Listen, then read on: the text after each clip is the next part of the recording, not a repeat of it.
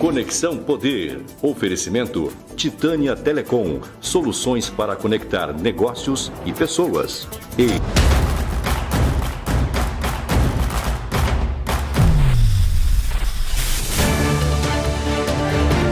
Olá, o Conexão Poder recebe o Coronel Assis, deputado federal eleito, direto do Comando Geral para a Câmara Federal. Ele chegou no gás aqui hoje. Tudo bem, Coronel? Tudo bem. Na verdade, direto do Jardim Glória, no bairro ali da Várzea Grande, verdade. Né? Ao Comando Geral e agora a Câmara Federal. Tamo junto, com gás, né? 100%, né?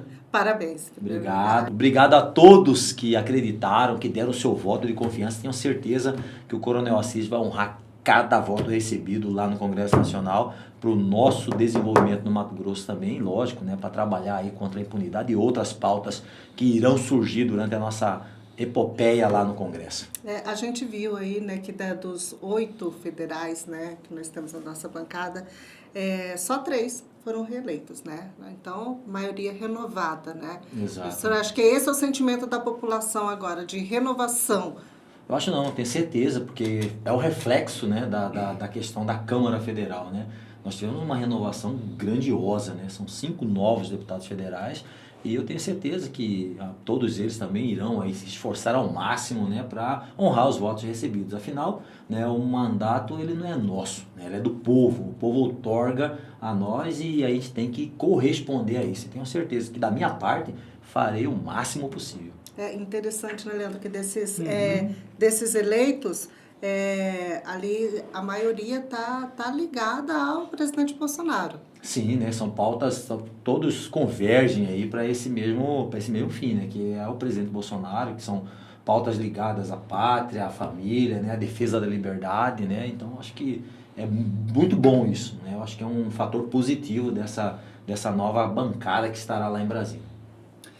E como a Márcia comentou, você chegou aqui no gás, né? E aí imagino que a sua campanha também foi com essa mesma motivação. Queria que você contasse um pouquinho dessa trajetória de campanha, porque a gente viu que não foi uma campanha que teve muito recurso para você investir. Verdade. Foi mais o quê? Na confiança, na empatia com o eleitor, naquele legado que você deixou das pessoas que te conheciam, e também a gente vê que já vem também um certo resgate da imagem da Polícia Militar, claro, junto à população, né? Claro. Como é que foi esse trabalho? Na verdade, tudo começa, né, primeiramente na família. Então, eu acredito que a minha família ela entendeu, né, essa nossa propositura de estarmos aí concorrendo a um pleito eleitoral, né? Lógico que tivemos também, né, um grupo político que nos inseriu dentro dessa campanha, isso é importante também, que seja dito, né? Mas começa na família, a família entendeu, aí daí a família vem os amigos dali, do bairro, da cidade, né, a minha instituição, né, eu tenho certeza que 28 anos, né, dedicados a defender o cidadão, a lutar contra o criminoso, a lutar contra o crime, né, para defender o cidadão, isso também tem o seu peso muito grande, né? E também acredito que a nossa trajetória, né? Afinal, eu nunca fui um oficial de gabinete, eu nunca fui um oficial, um policial, né, que ficou atrás de uma mesa no ar-condicionado, esperando aí cair recurso do céu, cair coisas que pudessem encaminhar a minha vida. Eu sempre fui um cara da batalha, da guerra, de estar junto com o soldado, com o cabo, com o sargento, né? Eu acho que isso também foi muito importante, porque os meus colegas policiais militares entenderam isso e isso se expandiu, né? Não só para a polícia militar, mas para o bombeiro militar, para a polícia penal, né? Os peritos criminais, né? Muitos profissionais da segurança pública entenderam da necessidade de se ter um representante lá em Brasília também. E assim, eu tive a grata satisfação de ter formado uma equipe muito maravilhosa, né? Pessoas que vieram voluntariamente, espontaneamente, sem ganhar R$1, sem ganhar nada, mas que acreditaram nesse ideal de termos aí a eleição do Coronel Assis. E esse pessoal é fantástico, né? O cara é pessoal que vieram, que se entregaram seu tempo, se dedicaram, e a gente caminhou, né, quase o estado todo, né, em várias regiões aí do estado, e graças a Deus, onde chegávamos, nós éramos muito bem recebidos, né, e a gente teve também nesses locais, regionalmente, apoios espontâneos, apoios voluntários de pessoas que acreditaram, falaram assim, eu acredito que vai dar certo, que você vai fazer um bom trabalho e vou te ajudar. A gente ficava até meio impressionado, né? E tudo sem pagar nada, sem cobrar nada, pessoas que realmente entendem que o Mato Grosso precisa de um representante do meu perfil, né? Do perfil do Coronel Assis. E isso foi bom, foi salutar. Gostei demais, achei que foi uma experiência muito edificante, a gente aprende muito com a corrida da campanha, né? Eu acredito que isso venha a somar ainda mais tudo que se tornou o menino que vendia refresquinho no Jardim Glória, que depois foi mecânico de bomba injetora, né? Que ia para a escola de bicicleta, voltava todo dia e que passou num vestibular do FMT para entrar na Polícia Militar e que ficou 28 anos aí se dedicando na instituição. Mas ele comentou uma coisa que me chama muita atenção, que é sobre assim, eu vou honrar voto a voto, né? Assim, para que isso não seja só um discurso, porque a gente sabe que todo e qualquer político reproduz essa ideia de que eu vou honrar voto a voto, né? Para que não fique no campo só do discurso. Qual que é o grande diferencial do Coronel Assis, que agora vai assumir o mandato, de que a população pode acreditar de que realmente isso não é só um discurso, mas de que você assume um compromisso e vai fazer mesmo algo para que a tua eleição seja algo que represente muito para o povo mato-grossense? Eu acredito que é a minha trajetória, né? Eu sou uma pessoa que vim de um berço muito humilde, né? Meus parentes, né? Eu até achava engraçado no dia que a gente foi fazer, teve uma pequena comemoração bem modesta lá no meu bairro, lá no estacionamento do supermercado, que é de um amigo meu de infância, né? Que eu cresci com o irmão dele, né? E ele falou, não, vou fazer um negocinho aqui, chamou o pessoal, e assim a gente vê, né, as tias da minha mãe, né, meus primos, meus colegas ali de infância ali, todos felizes, né? Se sentindo eleitos, né, para um cargo lá no Congresso Nacional. E assim, eu acredito que essa trajetória, né, toda a minha formação, né, e os meus valores, né, eu tenho valores que são inegociáveis, né, como lealdade, como honestidade, como honra, né, para mim não tem preço isso, né, o cara fala assim, político não tem, fala, cara, ó, tudo bem, mas eu sou primeiro antes de ser político, estar na carreira política, eu tenho esses valores e eu não negocio isso, né? Então eu tenho certeza que você que deu o voto para o Coronel Assis, a gente não negocia esse tipo de coisa e você vai poder contar comigo sim, né? Eu vou lutar o máximo que eu puder, em todas as formas, né? Eu sempre fiz isso, né? E vamos estar junto. Essa é a nossa temática. E dentro dos seus valores, né, e dos valores aí da população que votou por essa renovação também, o senhor até considerou a população está preocupada com valores de pátria, família e tal. Agora, na Câmara Federal, qual que será, digamos aí, o foco do Coronel Assis? O que o senhor acha que precisa mudar? No que o senhor vai focar? Assim, durante toda a campanha a gente falou sobre a legislação penal, né? Então parece-me que já está em pauta aí uma revisão penal dentro do Código Penal, Processual Penal. Então a gente vai estar lá, chegando lá, se inteirando sobre isso e vamos somar força, né, com outros deputados federais, com senadores, no sentido de poder promover essa renovação sim. Eu acredito que, como eu falei lá no início da campanha, que o grande mal social hoje que o Brasil tem e possui, né, e está latente, está aí na capa da revista, é a impunidade. Né? Nós precisamos combater isso. Se a gente não combater isso, é como tem um autor que diz assim, ó, se uma sociedade não possuir regras claras, né, e bem estabelecidas de civilidade, ela beira a barbárie. E nós já estamos vendo a barbárie acontecer. Né? A gente vê videozinho de justiçamentos feitos aí, né, por Tribunal do Crime, por determinadas organizações criminosas, A, B, C aí, fazendo seus justiçamentos. Isso é barbárie. Né?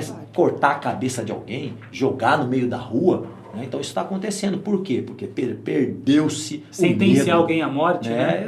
Eu acho que isso aí é a barbárie batendo na nossa porta. Ó, tô chegando, né? E aí, vai deixar eu entrar? Então nós que somos pessoas que crescemos lutando, né, para ter alguma coisa dentro da sociedade, para que possamos aí evoluir, para que possamos construir uma sociedade digna, a gente tem que lutar contra isso. Né? Eu estarei lá no Congresso e vou lutar contra isso sim. Eu acho que um dos principais problemas também dessa falta de punição é a questão a polícia prende. A lei solta, e né? a lei solta, né? Exato. Então, fica aquele jogo de gato e rato, a polícia prende o mesmo cara, não sei quantas vezes no mês, e o cara tá solto. Exato. Então, o cara não tem medo nenhum de continuar fazendo crime, cometendo o crime que ele comete. Porque a lei vai soltar e ainda tem a narrativa de que ele é uma vítima da sociedade. Isso é um absurdo, né? Não, e só isso complementando é um o que a Márcia falou, hein, Márcia, tem muita situação nessa nossa convivência de reportagem do bandido debochar da polícia, pode me prender, que eu vou para audiência de custódia e eu vou ser solto.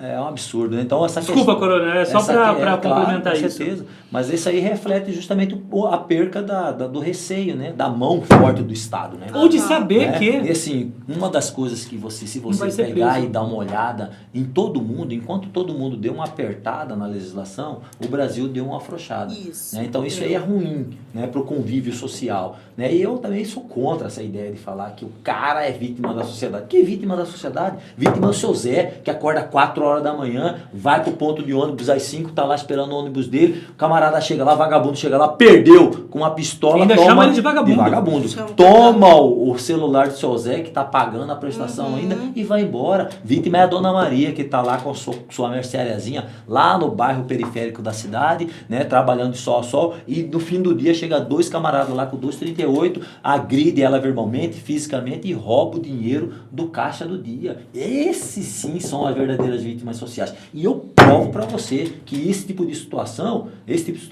é opção, né? Nessa última ocorrência nossa aí, que nós tivemos no Novo Cangaço, lá em Nova Bandeirantes. Não é porque nasceu pobre. Não, que pobre. O senhor não acredita que vulnerabilidade social seja um pretexto para o crime? Amigo, eu sou a pessoa que eu vim numa família pobre. Eu conheço pessoas que eram mais pobres do que eu e hoje estão aí, né, trabalhando em empresas, né, há muito tempo. Outros são servidores públicos, outros são militares estaduais, federais. Por quê? Porque as pessoas se dedicaram, né? Então quer dizer que numa família onde se tem um criminoso e 4 pessoas de bem, peraí, como que se explica isso, se isso é questão da vítima social? E assim, como eu estava falando para vocês, lá na nossa ocorrência do Novo Cangaço, lá em Nova Bandeirantes, pra você ter uma ideia, tinha um cara que se entregou. Ele estava com um fuzil mini Ruger calibre 5,56. Sabe quanto custa uma arma dessa aí no Câmbio Negro aí? Pois é. Né? Cerca de mais de 25 mil reais, meu amigo. Entendeu? E ele, na hora da entrevista lá, quando ele falou com os policiais, ele falou que o dinheiro que ele fazia roubando o banco, ele comprava gado e ele investia numa loja de venda e compra e carro de veículo dele lá no estado que ele morava. Ou seja, peraí, pô, o cara é um empresário. Não era Zé Ruela. Não era um cara que tava ali por opção. E ó, muito bom de conversa, muito bem articulado nas ideias. Não é um cara que saiu do nada e foi ser criminoso. Ele tem toda uma escalada. Deve ter tido uma formação. E vamos voltar naquele exemplo que eu disse lá do seu Zé. O seu Zé, coitado. Né? O seu Zé lá, ó, o cara tomou o celular dele que custa o quê? R$800, tá pagando a prestação.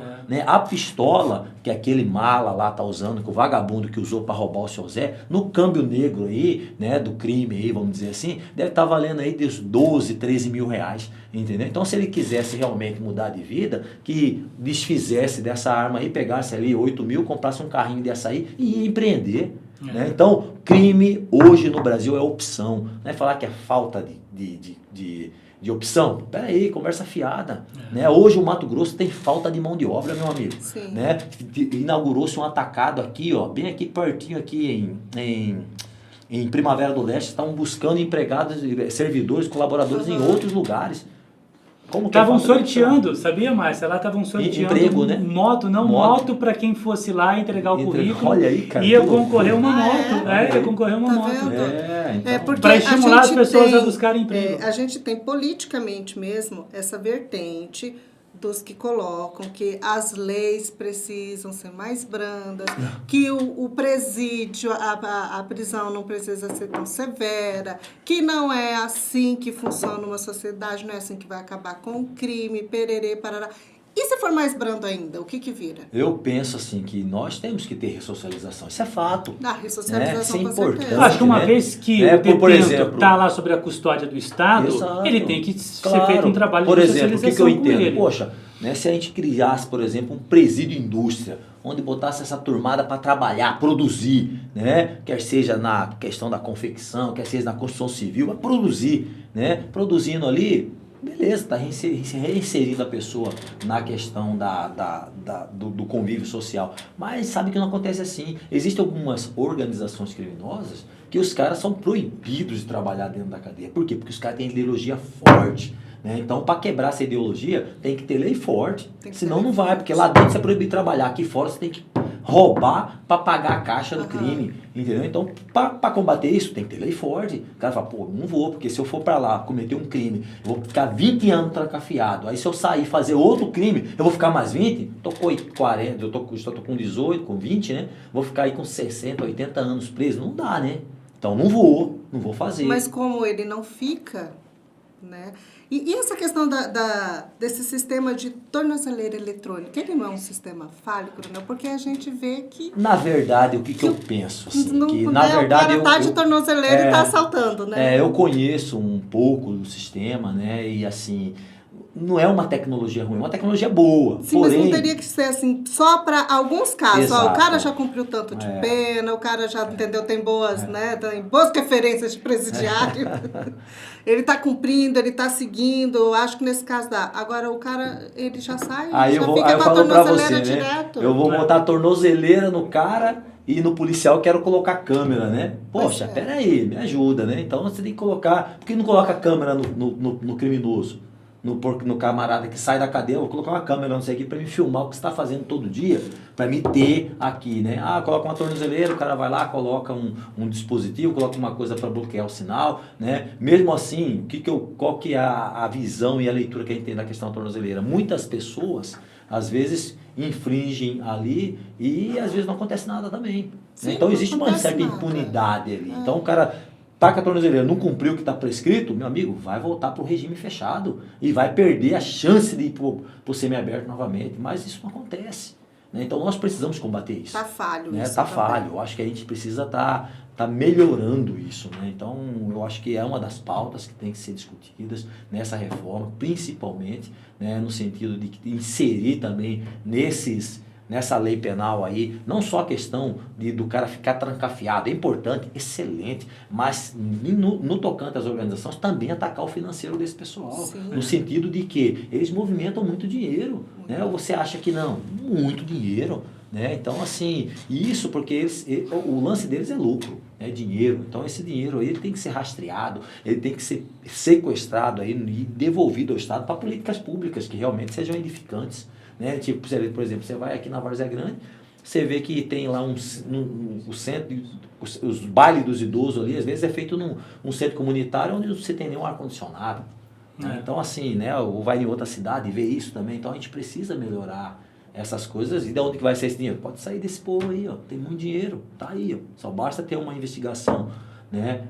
Precisa, né, e o sequestro desses bens, desses valores. Eu acho importante isso. O senhor acha que a sociedade ainda não tem o completo conhecimento, esse alerta, ou precisa se alertar com relação a isso que o senhor colocou agora? A gente viu que em outros países as leis endureceram um pouco e aqui parece que está afrouxando. E nós corremos o risco de ter uma situação de barbárie. Corremos não, ela já está batendo na nossa porta, né? Tá batendo na nossa porta. Foi suave. Tá batendo na nossa porta. Mas assim, eu entendo que hoje, né, como a gente estava discutindo até agora, antes de começar a gravação, que hoje a internet, né, os aplicativos, eles já estão fomentando isso. Traz muita porcaria, né? Traz muita desinformação. Até você selecionar, né? Mas traz muita informação também. Então eu acredito que hoje o cidadão ele está começando a enxergar isso. E assim, eu andei o estado todo, né? E da onde a gente vai, onde a gente fala o discurso, né, de combater essa falácia da vítima da sociedade, todo mundo acredita, todo mundo consente. Né? Então isso já está ecoando. Né? Então, acredito que daqui, né, para mais um pouco, todo mundo já vai estar nessa mesma sintonia. Né? Agora, é tarefa fácil? Não é tarefa fácil, porque a gente sabe que tudo movimenta um sistema muito poderoso, né? Um sistema muito, vamos dizer assim, pesado. Né? Mas nós estaremos lá justamente para combater isso. Eu tenho certeza que lá no Congresso também tem 1, 2, 3, 4, 5, 6, 8 camaradas lá que pensam assim. E aí a gente deve se juntar a essa turma, fazer que essa voz ecoe no Brasil e que a gente possa estar dando uma melhorada. Porque se não toda, em partes. Né? Por exemplo, vamos trabalhar a questão, de repente, da perca do direito de progressão. É uma saída, por que não? Né? A determinada situação você não vai ter progressão. Uhum. Você reincidiu, você não vai ter progressão. Você vai para a cadeia e vai cumprir totalmente ali a sua pena. Né? Mas assim, tudo isso é questão de se discutir lá também. Sim, tem que discutir. Ele está falando sobre as tarefas, né? Como é que fica a tarefa agora do segundo turno? Tarefa do segundo turno, Porque, assim, Mato Grosso, o presidente Bolsonaro foi vencedor, mas, no geral, ele, nesse primeiro turno, não saiu vencedor. Não, eu discordo. E como é que faz? Eu discordo. Em questão de números, o né? presidente Bolsonaro foi um campeão, um vencedor. Sabe por quê? Porque ele lutou contra tudo e contra todos no primeiro turno. E todo mundo falando que ele ia perder de lavada. E foi provado por A mais B, né, que não foi tão de lavada assim não. As pesquisas erraram feio, né? Erraram feio. Então tentaram induzir o nosso pessoal, tentaram induzir o nosso povo. Mato Grossense, né, que já tem uma tendência, né, maior ao presidente Bolsonaro, nem tanto, mas aí fora houve sim essa tentativa e foi provado que não estava dessa forma, né? Lutou com menos tempo de TV, lutou, né, contra grandes conglomerados aí, né, de imprensa, interesses de A, B, C, D, né? E graças a Deus ele impediu, né, que o comunismo se instalasse no país, né? Eu acho assim que foi uma vitória. Né? Agora, para esse segundo turno, qual que é a tarefa? Qual que é a tarefa? A tarefa é cada um de nós, né? Cada um de nós, primeiro, trabalharmos nas abstenções, porque realmente, às vezes, o cidadão brasileiro, ao chegar lá e saber que tem que votar, primeiro para deputado federal, depois para deputado estadual, depois para senador da república, depois para governador, depois para presidente, e ver o tamanho da fila, fala, cara, eu não vou. Eu mesmo testemunhei isso, eu até conversei com alguma pessoa que falou, não, cara, fica na fila aí e tal. Teve um rapaz que ele pegou uma fila errada, foi até o final, chegou lá, não é aqui, isso é aquela. Aí ele tinha que voltar lá no fundo, aí ele conversou com o pessoal, falei, cara, da minha parte, eu tava na fila, falei, da minha parte, pode votar, não deixe de votar. É o momento de você exercer sua cidadania, né? Tava minha esposa, tava um bom dia, todo mundo consentiu, falou, não, tem que ir lá, vai lá, vote. E esse cara foi lá e votou, né? Mas como ele, eu tenho certeza que muitos deixaram de votar, né? Então nós temos que chamar esse pessoal, meu amigo. Mas você acredita que o bolsonarista deixou de votar? Aquele que é bolsonarista convicto, você acha que esse às vezes, pode ter deixado de votar? Aqui no estado do Mato Grosso, talvez não. Porque é muito engajado, né? Ele quem é engajado, apoia mas, o assim, presidente. Né? Mas às vezes a pessoa chega lá, vê aquela fila e tal, e às vezes ele já não tem esse engajamento, mas ia votar no Bolsonaro, mas vê aquilo lá e fala, caralho, mas agora você está falando que agora é a hora do engajamento. Agora é a hora do engajamento. E digo mais, né? Agora, ontem mesmo, eu estive falando com os nossos deputados federais eleitos, né, principalmente esses que possuem aí também esse viés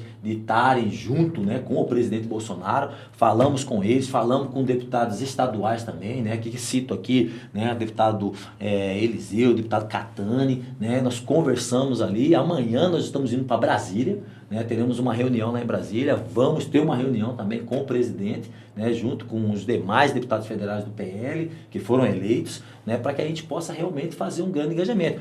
O Coronel Assis é importante se engajar, mas todos os deputados federais é essencial, né? Eu falei também com o suplente Mauro Carvalho, com o pessoal da assessoria do senador Wellington. A ideia é justamente essa, fazer um grande engajamento nosso aqui para ir atrás do voto, né? Eu acho que se a gente melhorar um pouquinho o percentual do presidente Bolsonaro aqui, nós fazemos a nossa parte e ajudamos a construir uma vitória, né? E vamos trabalhar, né? Eu penso que o cara me perguntou, né, no dia que eu fui eleito, lá no Jardim Glória, alguém veio me entrevistar ali me perguntando, e aí agora o que o senhor vai fazer? Eu falei, meu amigo, dedicar 100% Entendi. Na eleição do presidente. E, Coronel, fazendo uma comparação, Márcia, da eleição, né, para o mandato de 2018, a partir de 2018 para cá, o que aconteceu de lá para cá que acabou ocasionando de, no primeiro turno, o Bolsonaro acabar ficando atrás do Lula e lá atrás ele vence no primeiro e vence no segundo? Uhum. Olha, assim, a gente vê muita coisa, né? Nesse período agora aqui, assim, infelizmente nós nos dedicamos, né, a pedir voto pro presidente também, né? Mas a gente acaba vendo muita coisa, porque a gente também estava na nossa campanha, né? Estava em outras campanhas também, ajudando outros candidatos. Mas o que a gente percebe? Eu faço uma leitura que houve muita informação derramada, né? No sentido, por exemplo, vamos falar aqui, cara, você não acha estranho nós elegermos aí uma bancada de muitos bolsonaristas nos estados e a gente tem um percentual menor, não sei o quê, fraude daqui, fraude dali. Cara, assim, na verdade, eu vou do princípio, né, lá das pesquisas, né? Porque muitos brasileiros ainda pensam em não perder o voto. Ah, não vou perder meu voto. O voto útil, Ah, né? não vou perder meu voto, vou dar o voto útil. Então Tem eu vou muito nessa tecla. Tem essa cultura. Né? E hoje nós provamos que a pesquisa estava errada, que aquilo era manipulação. Né? Então isso eu acredito que vai dar um fôlego para a gente nesse segundo turno aqui. Né? A gente sabe, né, que ainda, né, se operam sistemas outros, né, nas eleições no Brasil todo. A gente sabe que existe essa operação aí e tal, de um voto diferenciado daquele voto de conceito. A gente sabe que isso acontece. Né? Isso corre a boca miúda em tudo quanto é canto do estado, do Brasil, a gente acaba ouvindo isso. Né? Lógico, não temos como provar isso aqui agora, aqui como por A mais B. A gente sabe que isso também, que existe essa conversa. Né? Só que agora é uma outra eleição. Quem fez e usou desse expediente lá no primeiro turno, não vai fazer no segundo turno. Então eu tenho certeza que dentro dessas premissas, nós temos muita chance sim de virar esse jogo e virar bem. Mas me parece assim que a direita no legislativo ela se manteve forte, né? Ela forte, né? Assim, me parece que foi só a presidência da República que o perfil do eleitor acabou mudando um pouco na preferência dele, né? Realmente, eu entendo assim, que na verdade é até estranho, né? É um caso de estranheza, mas assim, não tem como se debater isso sem uma coisa mais, vamos dizer assim, consubstancial para a gente falar. Né? Mas causa estranheza, né? Porque, poxa, como que você tem um monte de voto aqui e o cara lá não tem, né? Então, o senhor acredita que alguém que votou no senhor votou também, talvez, no Lula ou em outro presidente? É possível, principalmente em outros presidentes também, né? Outros candidatos que tiveram aqui, e que nós vamos fazer força para trazer esse pessoal também junto do Bolsonaro, junto da nossa candidatura aí, que é com certeza a defesa desses valores que nós temos alinhados, né? Eu entendo isso, né? Eu sou, como eu gosto sempre de dizer, eu sou contra liberação de aborto, né? Eu sou cristão, tenho Jesus Cristo como meu único e verdadeiro Salvador, acredito em Deus, fui criado dentro da igreja católica, fui coroinha, né? Conheço e frequentei por muito tempo as igrejas evangélicas, né? Gosto muito de estar na igreja, né? Vamos dizer assim, é um reabastecimento de energia para o Coronel Assis, para minha família, né? Então eu tenho isso como princípio, eu defendi a minha vida toda, né? Como coronel, como policial militar, né? E assim, sou contra a liberação das drogas. Eu acho uma falácia tremenda esse negócio de liberar drogas aí, né? Porque o paciente classificar essa substância aqui como droga, ela vai ter que ter duas características. Primeiro, provocar, né, um prazer eufórico e momentâneo, né?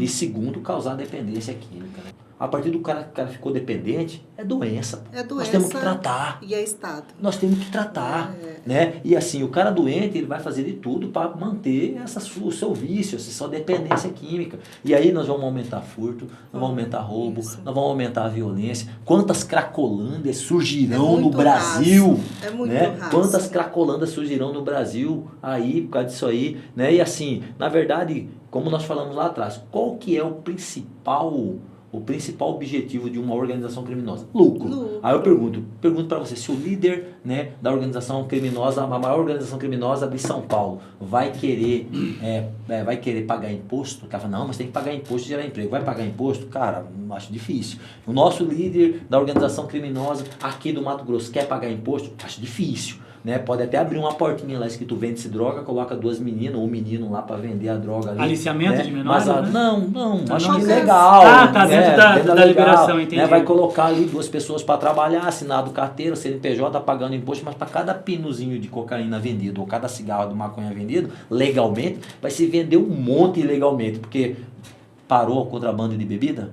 Não. Parou o contrabando de cigarro? Também não. Né? Então, meu amigo, é uma discussão muito rasa. É que essa discussão... E aí que está o lucro, né? Ela é tida como se fosse uma escolha pessoal. E, na verdade, não é uma escolha pessoal. É uma escolha, é um sistema que afeta toda uma sociedade. Com certeza. Não é uma escolha pessoal. Não é uma escolha pessoal porque causa dependência. E é pesado. Só quem viveu na pele isso, dentro da família, sabe o que é ter uma pessoa dependente química. E assim, nós temos que tratar, temos que trabalhar políticas públicas para essa. Eu quero trabalhar isso também. Quero ajudar, né? né? Hoje as nossas casas de recuperação, hoje muitas são voluntárias, vivem de doação, e a gente precisa desburocratizar isso para que eles possam acessar os recursos públicos para tratar essas pessoas. Né? Então eu sou a favor disso, mas cara, se a gente porque poder quem está lá bloquear, quer se livrar disso, está muitos lutando para isso. Tá lutando. Então, mas sabe o que eu acho um pouco? Eu sei que é muito polêmico o que eu vou falar, mas eu acho que é um pouco até contraditório e a gente tem que rever também a questão de quem é o usuário. Porque olha só, se não tiver usuário, não tem quem compre, não tem quem venda. Basicamente isso. E a gente vê que hoje o usuário, ele é visto, claro, ele é uma vítima do vício, mas tinha que existir políticas públicas para que as pessoas não entrassem dentro desse vício, porque tudo bem, você entra numa aventura, numa curtição, de repente você está dominado por isso, aí você vira o famoso nóia, um drogado, entendeu? Né? Aí vai para as Só que a pessoa que utiliza a droga, ela tem que também ter uma consciência social, porque uma vez que o gasto público de saúde é enorme, o gasto que se tem, que o senhor sabe disso, da polícia para combater o crime é enorme, o né? Sistema judiciário para processar tudo isso. Quantas pessoas não morrem para aquele pino de maconha chegue até o empresário? Gente, muita gente morre no caminho dessa droga que vem contrabandeada para chegar. Né? Então acho que trabalhar a consciência de quem usa, primeiramente. E até pesquisei aqui, tem uma música do Criolo, que é um rapper, que ele fala o seguinte: covardes são quem tem tudo de bom e leva o mal para a favela morrer. A gente sabe muito bem disso, né, meu amigo? Nós temos, Leandro, para você ter uma ideia, dentro da PM, um grande projeto de prevenção primária chamado ProERD. Sim, né, que trabalha nas escolas e está aqui há 20 anos. Só para você ter uma ideia, já capacitando, que elas chamam de curso, né? Mais de 500 mil pessoas, 500 mil de cidadão mato-grossense que passou pelo ProERD. Esses dias atrás eu estava conversando até com um colega de vocês, né, que é um amigo nosso, que é apresentador de programa, é jornalista, é comunicador. Ele falou: Assis, eu fiz o ProERD, até lembra da musiquinha ProERD, é o programa, ProERD é a solução. Então existem iniciativas, né? Mas assim, como nós falamos aqui atrás, né? A partir do momento que, imagine você se liberar isso, a pessoa por opção vai lá, compra e se torna dependente. Tornou dependente, acabou, cara. Acabou. Então eu sou contra isso. Né? Então sou contra isso. Então eu não posso imaginar o Brasil na mão de pessoas que pensam dessa forma. Né? Isso que eu não posso imaginar isso. E com certeza a gente vai estar lutando contra isso de todas as formas. Né? Eu fui eleito para isso.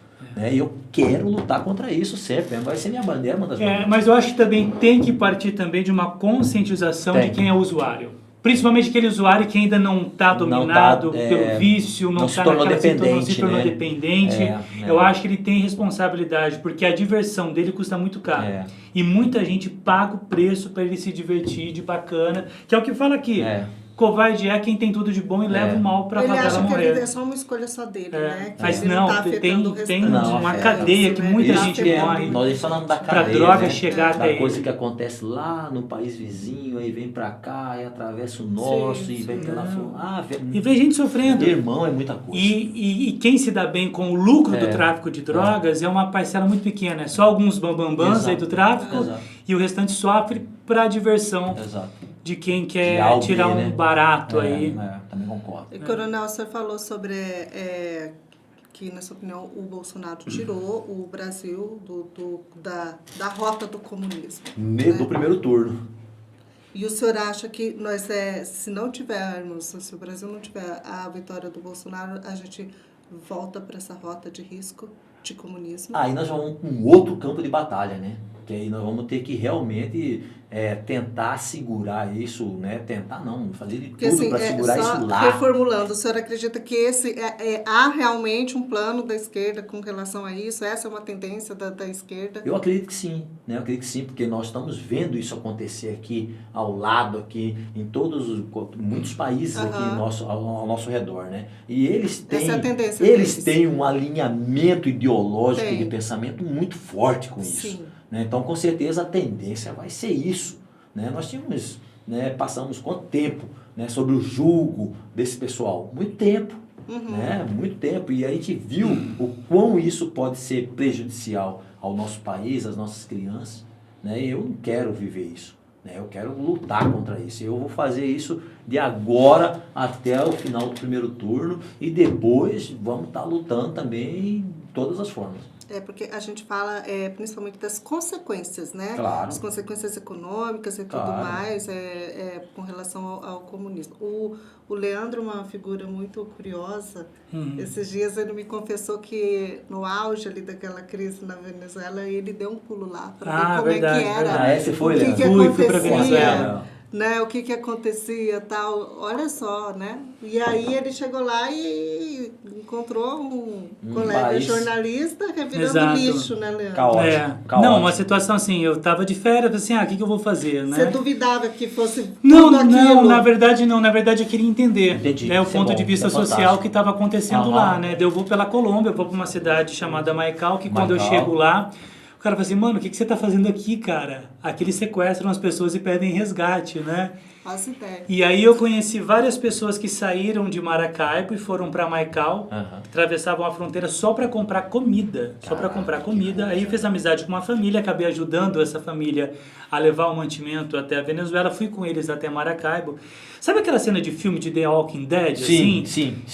É impressionante. Eu chego em Maracaibo, primeiro que todo mundo desce do ônibus e entra correndo para a rodoviária, com medo de ser saqueado. Isso foi surreal, isso foi real. Surreal. As pessoas descem do ônibus, entram todo mundo correndo para a rodoviária. Aí sabe aquela cena, tipo assim, Márcia, que você olha assim, a rua vazia, deserta, bate o vento, aquela folhinha de papel fica rodando assim, mesmo, né? assim, todo mundo, tudo deserto e tal, e as pessoas todas confinadas, né? Aí quando eu chego em Caracas, uma realidade um pouco diferente, né? Caracas, capital, né? Tal. Então a gente via o contraste da pobreza, da miséria e do luxo, né? Da ostentação. Aí eu tava observando assim, tal, e de repente eu vejo um cara bem vestido, assim como a gente e tal, buscando comida, né? Comida e tal. E eu falei assim, tudo bem, posso pagar um café da manhã para você? Ele falou assim, pode. Vamos ali, não, ali é muito caro, vamos num lugar que é mais barato. Daí eu fui com ele, comecei a conversar, enfim. Ele era jornalista. Caramba. Jornalista, disse que andava bem vestido porque ele tinha amigos que permitiam que ele tomasse banho na casa dessas pessoas. Ele não gostava de andar mal vestido, mas ele estava morando na rua. Caraca. E ele estava sem dinheiro para comer, e ele contou assim de vários amigos jornalistas que estavam presos por fazer oposição ao governo, por fazer matéria contrária ao governo. Para ir no supermercado, eu tinha que mostrar meu RG, dependendo do final do seu RG você podia entrar, você não podia entrar. E o que mais chamou a atenção para encurtar a história foi nas cidades de interior. Sim. Aqui você, sei lá, você vai a algum supermercado, talvez você veja no máximo um segurança ali na porta, cuidando do estacionamento e tal, né? Sim. O exército fazendo o controle. Caraca. Exército armado, parado na porta, assim, vários policiais, assim, armados, tal, soldados armados, né? E aí uma fila de pessoas para entrar, vai lá, e era racionado, a compra racionada, você não podia comprar o que você queria. Então, sei lá, você compra um saco de arroz, eu compro um saco de arroz, você não pode fazer, que nem o pessoal fez aqui na pandemia, que comprava 30 sacos de arroz, achando que... Cada um levou um mercado para casa. Cada um levou um mercado para casa. 5 garrafão de água, isso de gás. Isso foi o que mais me impressionou. E assim, e muita gente assim dizendo que não concorda com a situação.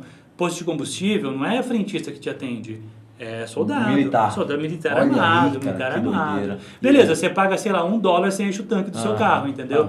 Mas é tudo controlado, assim. Tá doido, é tudo controlado. Agora imagine o Brasil assim. Falta a população ter essa noção. Com certeza, eu acredito que sim. Né? Imagina viver de na verdade, uma forma dessa. Na verdade, eu ainda acredito que houve, né, uma grande política de desinformação no nosso país. E a gente precisa informar o povo, falar dessas experiências. Eu quero fazer isso. Né? Eu estava também na minha campanha, eu fiz uma reunião numa empresa, aí eu falando, tal, pedindo voto, ali uma moça falou, quero falar uma coisa aqui. Eu falei, não, poxa, não pode falar. Era uma moça da Venezuela. E ela relatou isso que você me falou. E só para deixar claro aqui, ó, por conta dessa polarização política, quando eu vou para a Venezuela, não existia ainda essa polarização, Bolsonaro não era presidente, não existia essa coisa maluca de, você vai virar Venezuela, você não vai virar Venezuela.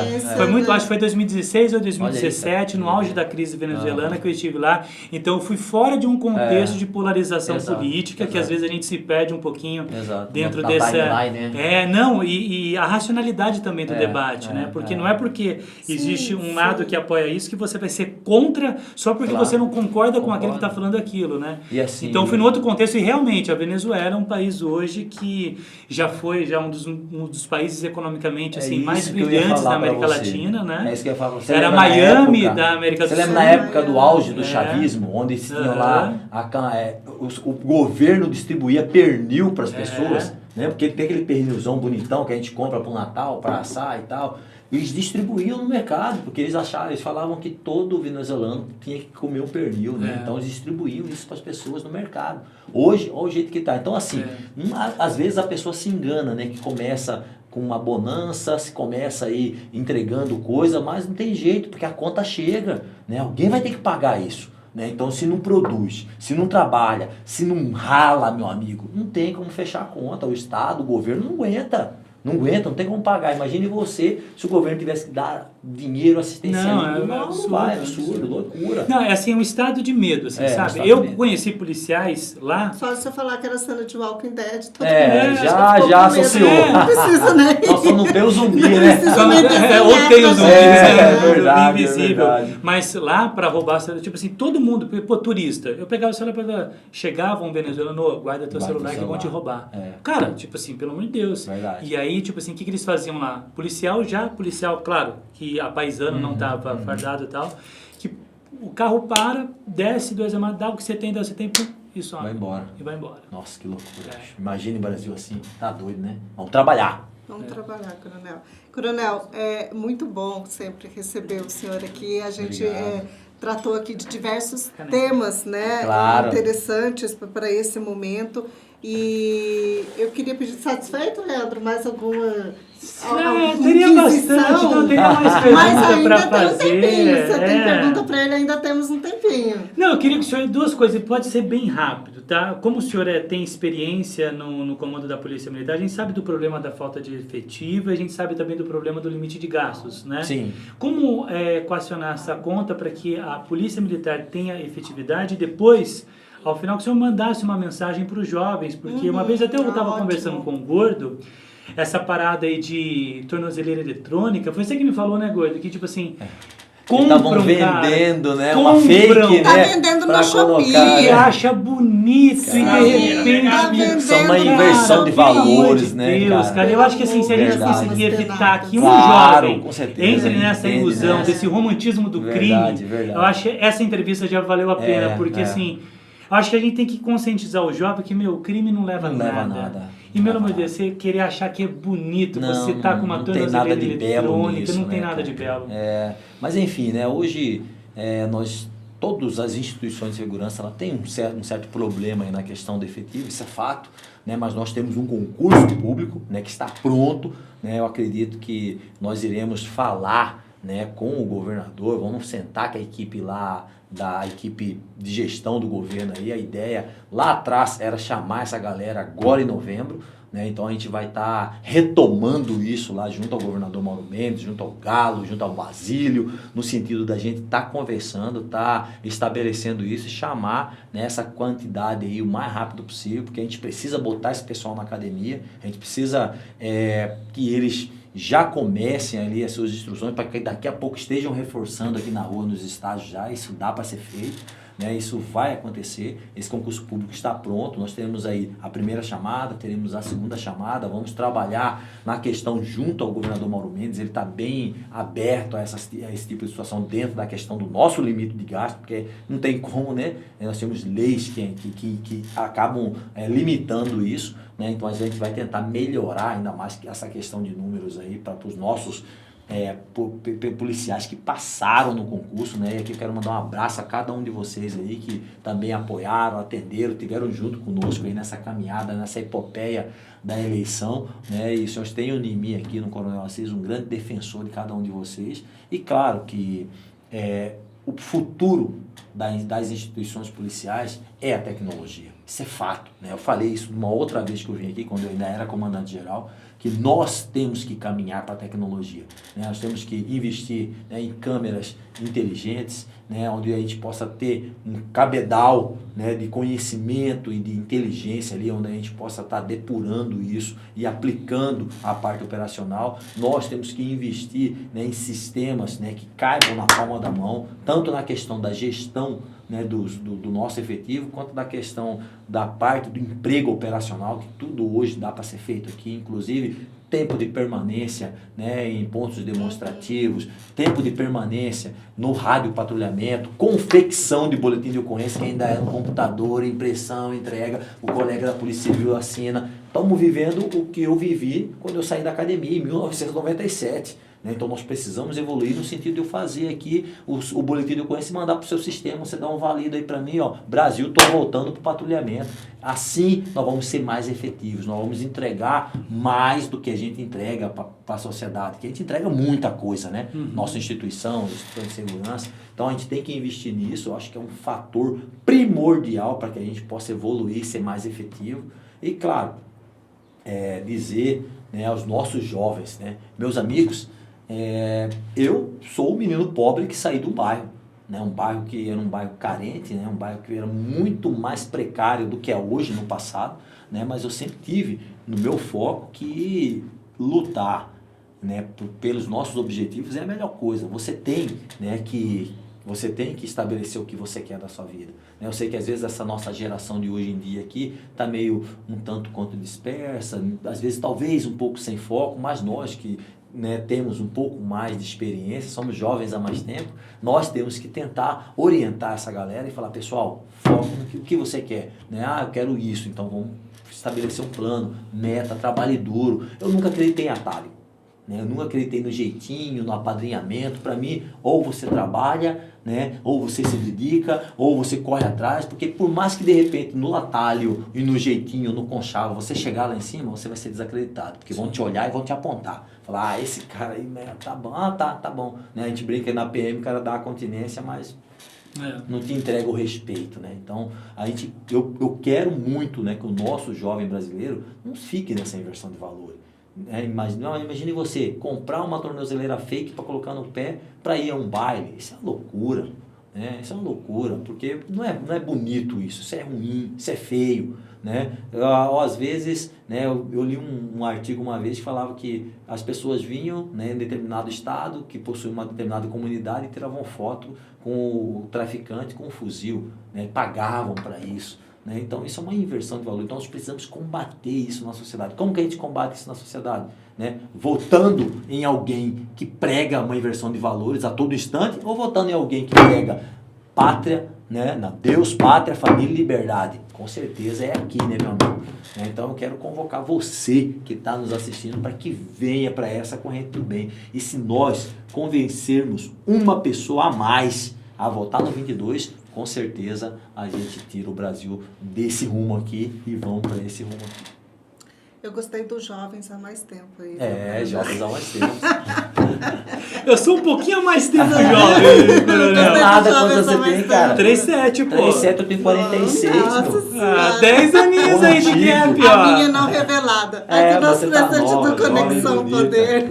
Tô sabendo que o seu cavalo não tá nem reconhecendo mais o seu. Rapaz, meu Deus do O que céu. aconteceu? Eu preciso ir lá ver meu cavalo, né, cara? Eu preciso, tipo, eu gosto muito disso, né? Eu acho que a nossa vida, ela tem que ter algumas válvulas de escape. Eu sou uma pessoa muito ligada no 220, no sentido de que eu acordo 4h30 da manhã, né? Eu mandava mensagem para todo mundo, 4 horas da manhã, perguntando de policiamento, perguntando de missão da PM, de coisa, né? E não muda, né? Você, na campanha política é a mesma coisa, só que eu tinha algumas coisas que eram minha rotina, por exemplo, 5h30 eu estava na academia fazendo a minha musculação, uma vez na semana eu ia para cavalaria fazer hipismo, né, fazer salto militar, né, que é uma coisa que eu aprendi a gostar muito por ser um amante ali do cavalo, do equino, né, cara, eu gosto muito, eu acho que nós temos uma ligação quase que fisiológica com o cavalo, né, você pega um menininho, dá um cabo de vassoura para ele e vai pegar e vai andar com o cavalo ali, né, então eu sou apaixonado pelo animal, eu acho que as grandes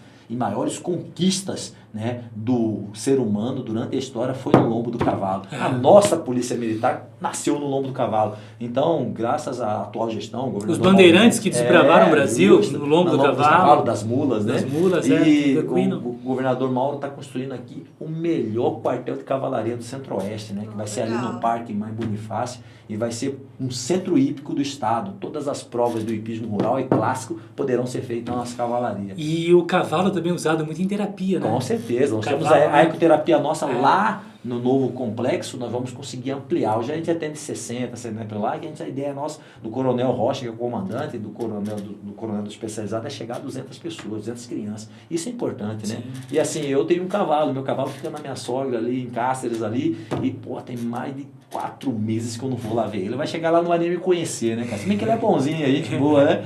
Tem que ir lá e tal, e assim, eu preciso retomar isso também, pelo menos uma vez na semana, né? A gente, segunda-feira, 5h30, o camarada mandou uma mensagem: aí, coronel, como que você tá? O senhor tá onde? Eu falei: tô na academia, cara. Ele: poxa, na academia? Eu falei: na academia, nada mudou, vamos, agora a meta é eleger o Bolsonaro. Tá certo, coronel. Obrigado, viu? Obrigada, coronel. Obrigado a vocês aí, ó, obrigado mais uma vez aí pelo presente, ó, tamo junto. Leva pro seu gabinete em Brasília. Vamos levar pra Brasília pra tomar o nosso cafezinho. De lá o senhor manda uma foto também pra gente. Vamos mandar, com certeza. Depois nós vamos lá visitar o senhor. Tamo junto. Obrigada, Leandro. Obrigada Márcia. A todo mundo que nos acompanhou até aqui. Conexão Poder. Oferecimento Titânia Telecom. Soluções para conectar negócios e pessoas. E